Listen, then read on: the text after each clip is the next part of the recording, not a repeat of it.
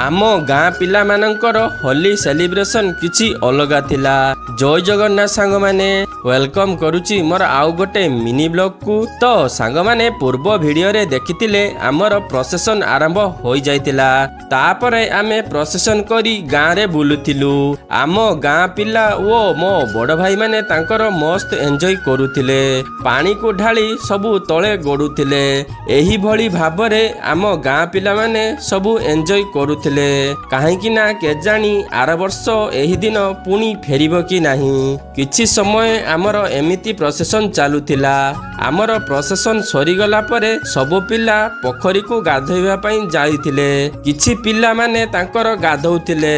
तापरे मु सेठी किछि समय रहिला परे घर को पळाई आसिली। भिडियोटी जदी टिके भी भलो लागे ताहले भिडियोटी को लाइक शेयर एवं चैनल टी को सब्सक्राइब करि दियो ना। रहुची।